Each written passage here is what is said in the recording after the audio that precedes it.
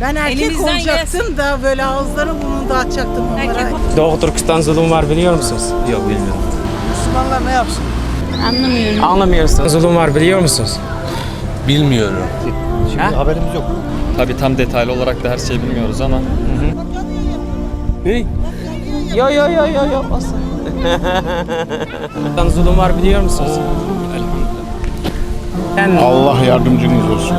Türk dünyası Doğu Türkistan gelince sessiz kalıyorlar abi. Sessiz kalmıyor. Tayyip çalışıyor o tarafta. Çalışıyor mu? Çalışıyor. İnanıyorsunuz yani. İnanıyorum. Türkistan'da zulüm var biliyor musunuz?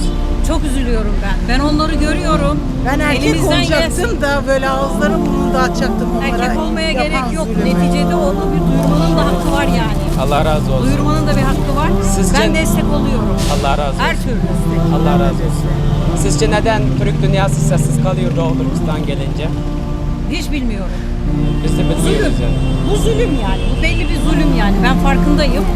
Çin'in işkencesi bitmiyor ama Çin'in alışverişini de yapmaktan geri durmuyoruz. Bunu Evet. biliyorum. Evet Bunu Allah biliyorum. razı olsun.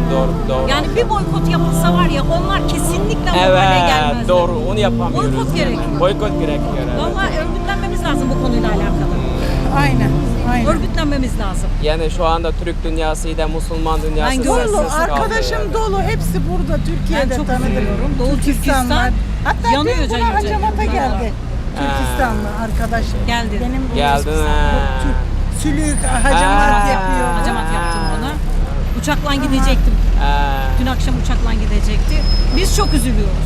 Şahsen kendi adıma ben gerçekten çok Türk'ten bir şey gelmiyor hariç elimizden. Arabistan'ın bile ayağa kalkması lazım. Herkesin bütün Evet, Müslümanların. Evet. Arabistan bile Bütün ayağa Müslümanlar. kalkması lazım. Evet. Allah birdir. Ondan başka ilah yoktur. Evet. Zalim için Kesinlikle. sadece Müslümanlar değil, İslam'da da savaş açtılar Aynen öyle. yani. Öyle. Aynen öyle. Herkesin ayağa kalkması lazım. Teşekkürler. Rabbim yardımcıları olsun. Allah Ben razı olsun. namaz kılıyorum, dua ediyorum. Allah razı olsun. Ben önüme geliyor öyle arada İnşallah sırada bakıyorum. İslamiyet kazanacak.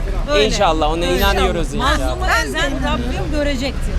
Onların cezasını ondan başka. O kadar büyük ki gün doğmadan neler var. Bu kadar fırtınalar oluyor, bu kadar yerler gökler yerinden oynuyor. Evet. Boşuna değil. Evet. Büyük evet. alametler başladı. Küçükler bitti artık. Küçükler bitti. İmtihan. doğru. Büyükler başladı. Tamam. Ve artık herkesin kendine bir çeki düzen vermesi lazım. Evet. Teşekkürler abi. Rica ederim. Allah razı olsun. Allah yardımcılar olsun. Allah razı olsun. Kardeşlerimiz, onlar bizim kardeşlerimiz. Teşekkürler.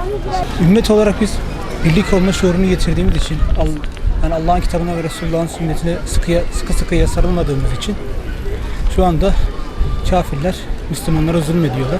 Evet, çok zulüm ediyor. Bunun sebebi de aslında bizden kaynaklanıyor. Bizim gevşekliğimizden, bizim rehavetimizden, bizim gafletlerimizden kaynaklanıyor. Yani ümmet bilinciyle hareket etsek, birbirimizle dayanışma içinde olsak, birbirimizle kardeşçe yaşayabilsek, hani kafirlerin hileleri zayıftır zaten onlar. Allah Azze ve Celle ayetinde diyor ya, onlar diyor ağızlarıyla Allah'ın nurunu söndürmek isterler ama kafir ise mesela Allah nurunu tamamlayacak. Aslında Allah burada teşbih yapıyor.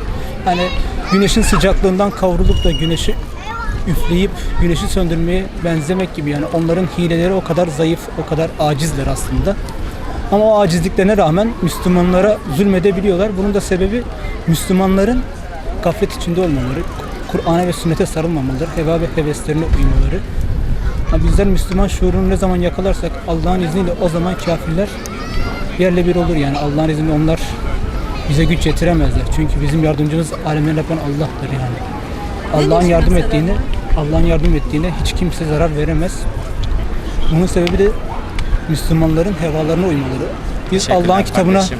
ve Resulullah'ın sünnetine sıkıya sarılırsak eğer, kafirlerin hileleri inşallah yerle bir olur. Onlar helak olurlar.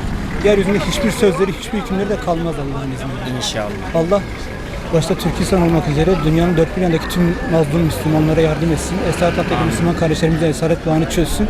Amin. Bizler ümmetçe hareket etmeliyiz. Allah'ın ve Resulünün razı olduğu bir şekilde yaşamalıyız ve bu çerçevede birbirimizle dayanışma içinde olmak zorundayız. Bu bizim üzerimize farz bir şey.